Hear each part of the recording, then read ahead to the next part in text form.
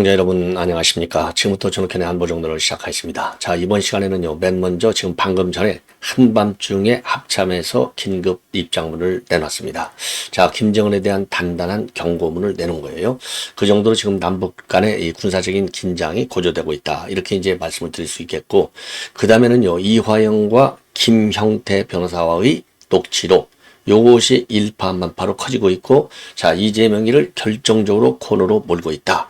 이재명이를 결정적으로 코너로 몰고 있는 이유 중에 하나는, 가장 중요한 것이 검사 탄핵이라고 하는 청문회를 여는 것 자체가 무모였지 않습니까? 그러니까 결국은요, 악의 씨앗이 돼서 들어온 거예요. 그래서 검사의 수사를 막아보겠다, 예, 이런 취지하에 열렸지만은요, 이번 청문회가, 그러니까 이제 주진우 의원이 이화영과 그다음에 김영태 변호사의 녹취록을 청문회에서 터뜨리면서 이게 역으로 화살이 이재명한테로 다시 뒤집어져 갔습니다. 그래서 이재명이가 지금 전전긍긍하고 있고요. 뭐 흔히 얘기하는 대로 머리가 바짝바짝 쓰고 있고 머리가 하얘지고 있다. 예. 뭐 머릿속이 하얘지고 있다, 이런 지금 평가까지 나오고 있어요. 그래서 이재명이는 사면 초과로 몰리고 있다. 그 이유는 이미 뭐 여러분들 잘 아시다시피 이번 사건을 통해서, 녹취록을 통해서 대대적으로 그동안에 수사가 잘 진행되지 않던 부분들, 이런 것들이 다시 이제 수사를 가속화되는 계기가 됐다는 겁니다. 변호사비 대납 의혹, 그리고 권순일의 재판거래 의혹, 이런 것들이 다시 이제 지금 이제 언론의 스포트라이트를 보게 되면서 이재명 쪽으로 불리한 여론이 이제 조성되는 것이죠. 그리고 더 중요한 것 중에 하나는 이재명의 비선 캠프, 이게 누가 운영했느냐? 이 조정식이가 운영했다. 뭘로? 광장으로. 광장은 누가 준 거냐? 이해찬이가 준 거다, 이렇게 되어 있잖아요. 근데 이 광장이 여의도 국회 바로 앞에요, 진미파라곤이라고 있어요. 예, 진미파라곤. 여기에 이 아파트인데, 이 복합, 주상복합이죠. 자, 여기에 비선 캠프를 차려놓고 운동을 했는데, 여기에 김성태가 돈을 대줬다. 요거가 굉장히 중요한 사실이다. 액수까지 나와 있다, 이렇게 얘기했지 않습니까? 그러다 보니까 요 부분에 대해서 수사가 별로 진행이 안 됐는데, 요것이 이제 제일 큰 이제 핫 이슈로 떠오르게 됐다는 겁니다. 그래서 검사 탄핵 청문회를 통해서 검찰의 수사, 요 칼날을 갖다가 꺾으려고 했는데, 거꾸로 검찰이 칼날을 다시 들이대지 않을 수 없는 이제 이 분위기를 만들었다는 겁니다. 그래서 개딸들이 날아가고, 그러다 보니까 이제 그 똥이 말하자면 정청래한테 떨어지고, 그 다음에 전현희한테도 떨어졌다. 그래서 정청래는 왜 이런 청문회를 했느냐? 개딸들이 지금 난리가 났다는 겁니다. 그러다 보니까 이제 어떤 문제가 생기느냐? 자, 그러면은 이화영이가 과연 지금까지는 나름대로 입을 딱 다물고 있었는데, 언제까지 입을 다물 수 있겠느냐? 이재명이가 불안해지는 거예요. 예. 그리고 더 중요한 것은 김성태가 지금 작심하고 10월 17일 날 있게 되는 항소심 재판과에서 전면 폭로를 벌이겠다, 이렇게 지금 작심하고 있다는 겁니다.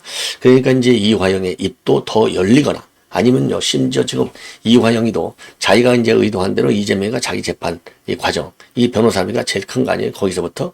그런데 이런 걸 도와주지 않으면 내가 가만히 있겠느냐, 이런 생각을 속으로 굳힐 수도 있거니와, 더 위험스러운 것은 뭐냐? 이화영이도 이제는 또 극단 선택을 할 가능성을 배제할 수 없다, 이런 얘기가 지금 법조계에서, 언론계에서 지금 살살 나오고 있어요. 자, 그러다 보니까 이재명 입장에서는요, 이제 만약에 이화영이가 극단적 선택을 할 경우에는 6번, 7번째가 되지 않습니까? 그러면은 또 이번에는 뭐라고 거짓말을 해야 될지, 허기야 뭐 거짓말 워낙 잘하니까 문제는 되지 않겠지만은, 여하간 이화영이라는 사람이 만약에 이제 극단 선택한다, 그리고 이거는 이제 쉽지가 않아요. 왜냐하면 교도소 안에 있으니까. 그런데 교도소 아니라고 해서 극단 선택을 못하느냐? 극단 선택을 한 사례들이 있지 않습니까? 그래서 지금 이재명한테는 아주 골머리가 더 빠지게 됐다는 겁니다.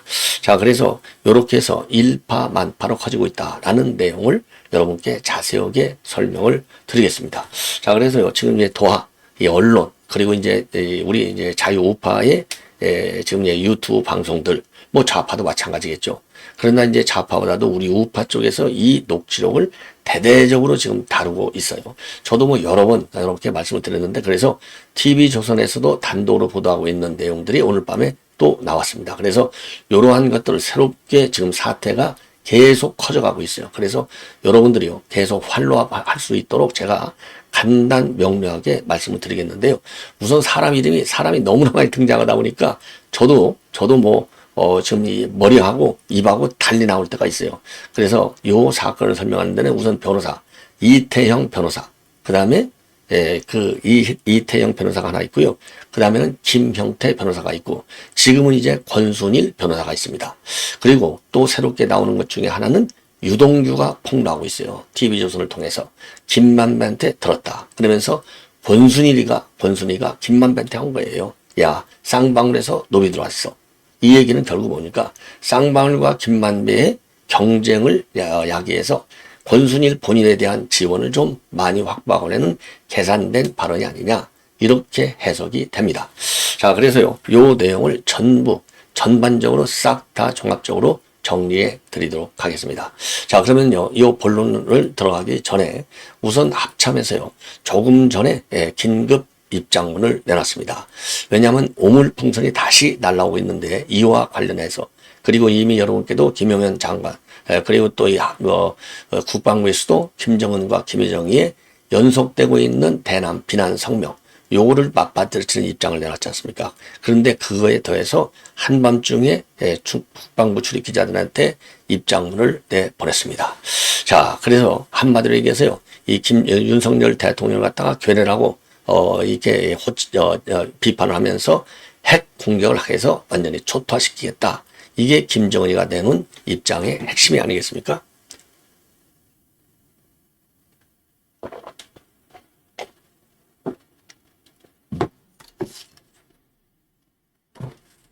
그와 관련해서요, 우리의 전략적 군사적 목표는 북한 동포가 아니라 오직 김정은 한 명에게 모든 것이 맞춰져 있음을 분명히 밝힌다. 이 얘기는요, 김정은 제거하겠다는 겁니다. 끝까지 즉간 끝이잖아요. 끝이 김정은 정권의 종말. 여기만 지금 군사적 전략적 목표가 있다. 그러니까 잠수작전, 그리고 이스라엘이 헤즈볼라 다루듯이 완전히 암살, 또 사살, 압살하겠다. 이 얘기나 마찬가지예요. 끔찍한 것이죠. 자, 그래서 이걸 보면은요, 대한민국 안에서는 지금 이재명이가, 대한민국 바뀐 북한에서는 김정은이가 초좌해 할 것이다. 이렇게 보여집니다. 자, 그러면서요, 북한은 거듭된 경고에도 불구하고 오늘 아침까지 총 24차례에 걸쳐서 쓰레기 풍선을 날려서 우리 국민들의 불편과 분노를 가중시키고 있다. 왜? 지금 이제 오물풍선이 날라와가지고요, 또 불이 나는 화재 사건이 발생했어요. 자, 그래서 이제 불편과 분노를 가중시키고 있다. 이렇게 되는 것이고요. 급기야 오늘 김정은은 우리 국군 동수권자를 비난하면서 핵무기를 포함한 모든 공격력을 상향하겠다.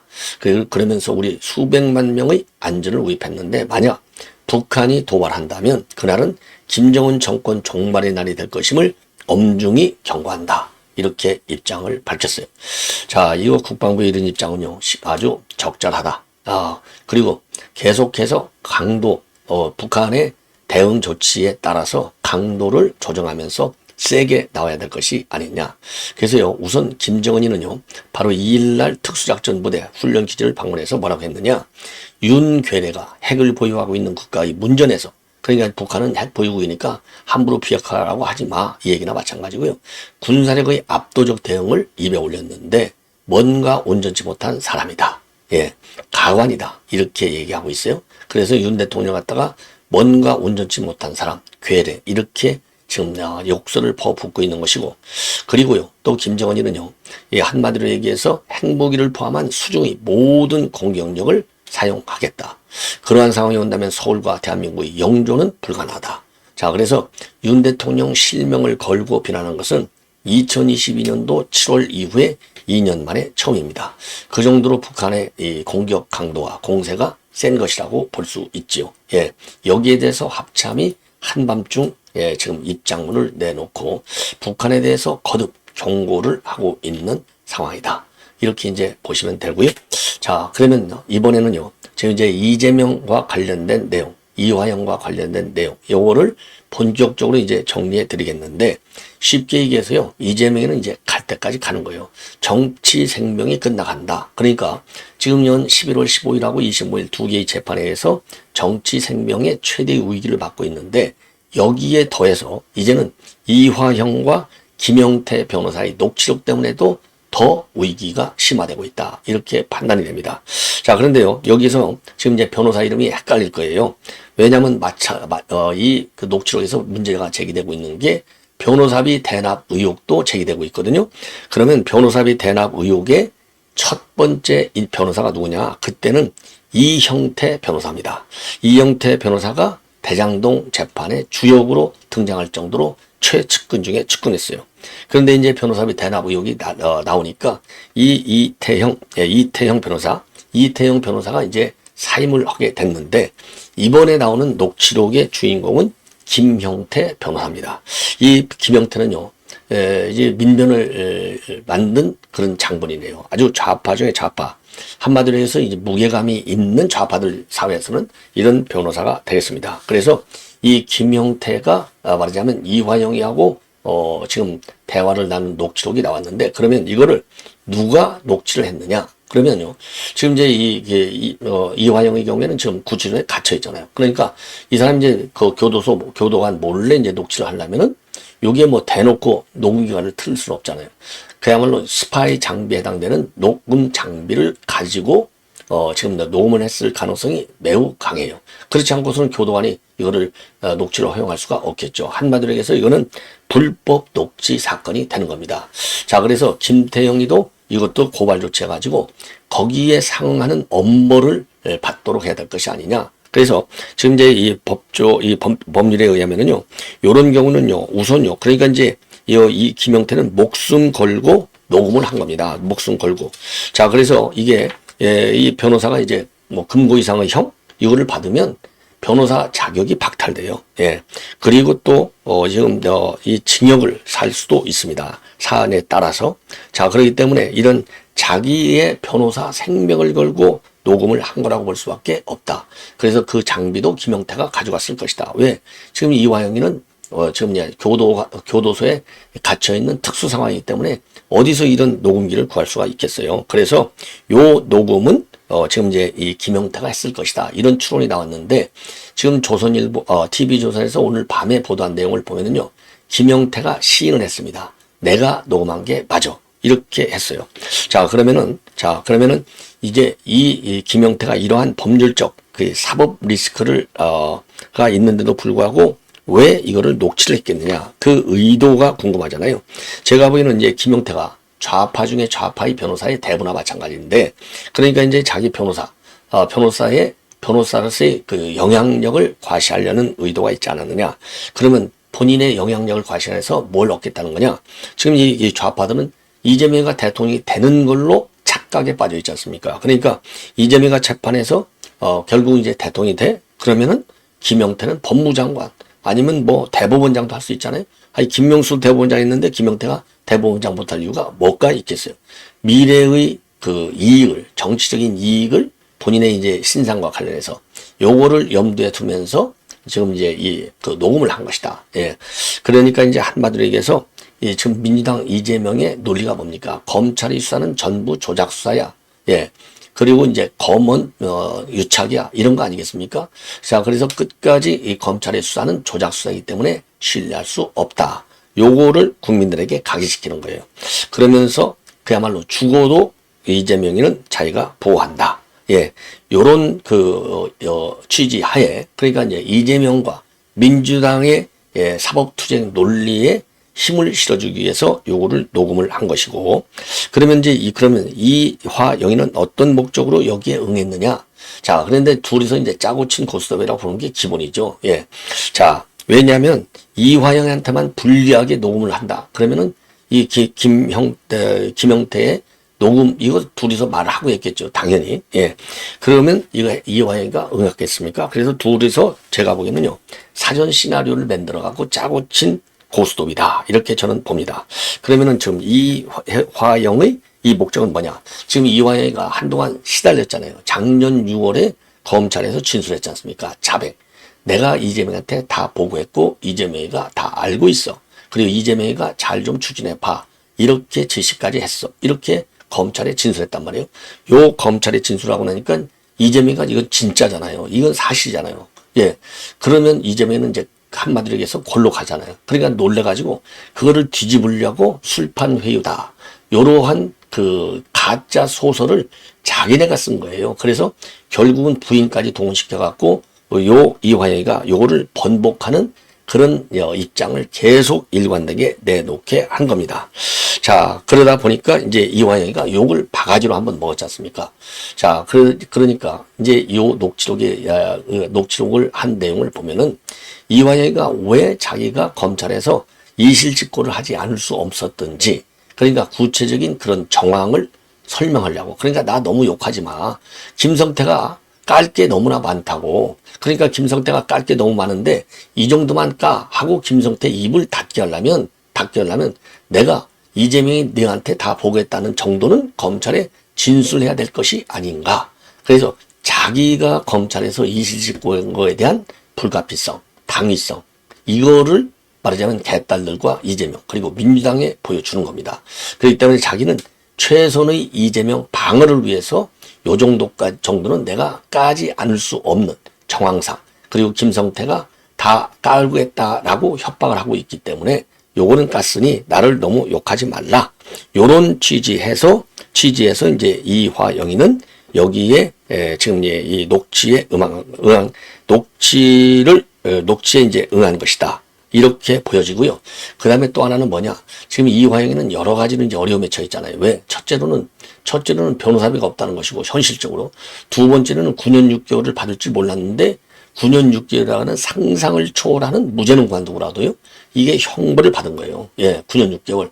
그러니까, 지금 이화영 입장에서는, 아니, 이재명이는 지 방탄에는 정신이 없고, 나는 완전히 버려버렸네? 여기에 대한 서운함이 무지하게 쌓여 있는 거예요. 나를 이렇게 서운하게, 나는 이렇게 거들떠보지 않아? 나를 영창에 가둬놓고, 그러면 내가 가만히 있을 것 같아? 요런 시그널을 지금 이화영이가 이재명한테 보여주는 겁니다. 그래서 내가 김성태로부터 들어서 이렇게 다 알고 있는데 내가 아직 안 까고 있는 거야.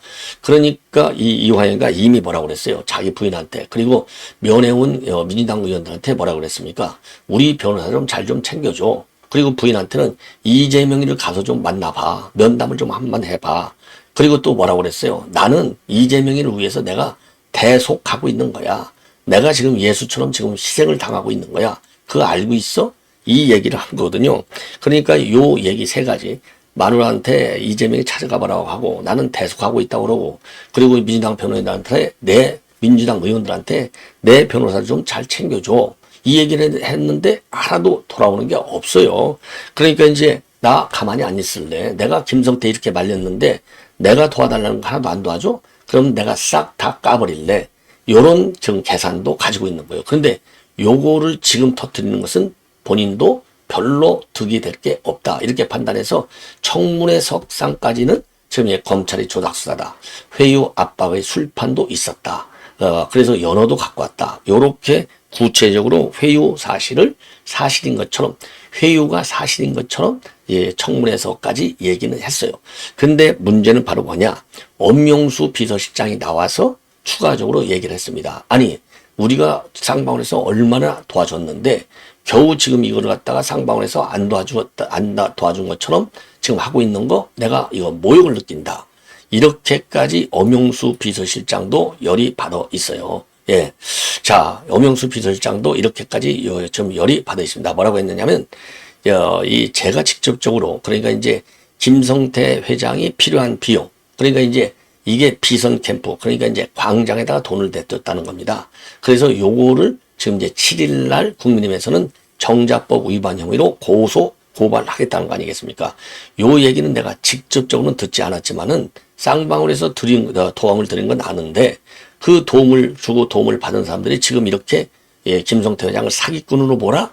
요거를 이제 반박하고 나선 거예요.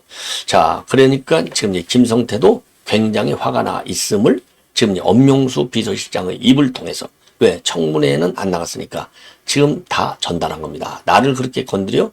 뭐 조폭이다. 예, 사입이다. 이렇게? 그러면 나도 참지 않지. 그래서 지금 김성태는 10월 17일 날 항소심 재판에 나가서 전면 폭로하겠다. 이러한 지금 그런 이제 마음을 굳혔다는 겁니다. 자, 그래서 예, 그래서 이게 이 사단이 더 커지고 있고, 그리고 이제 또 하나, 그러면 이제 녹취록에 나오는 내용이 뭐가 그렇게 대단하냐? 세 가지가 있는데, 하나는 변호사비 대납 의혹이 있어요.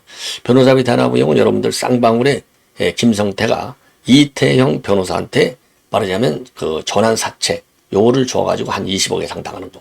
그리고 대장동 당시 변호사들, 예, 요런 그 이 변호사들을 갖다가, 이 공직선거법 위반 그런 그 이 사건 변호사라든가 하여튼 이재명 재판에 지금 선임돼서 활동을 하고 있는 이 변호사들 그 사회이사로 많이 채용했지 않습니까? 예. 이렇게까지 해서 김성태가 도와줬다는 거예요. 그런데 변호사비 대납과 관련해서는 검찰에서 수사가 지지부진해 왔어요. 자, 그런데 이거를 다시 이제 불질르는 이런 사태가 벌어진 것이고 녹취록에 그게 나와 있으니까요. 그 다음에 이제 법원 로비한 것도 나와 있어요. 예, 이화영이가 법원 로비도 있어 이런 얘기를 하는 겁니다.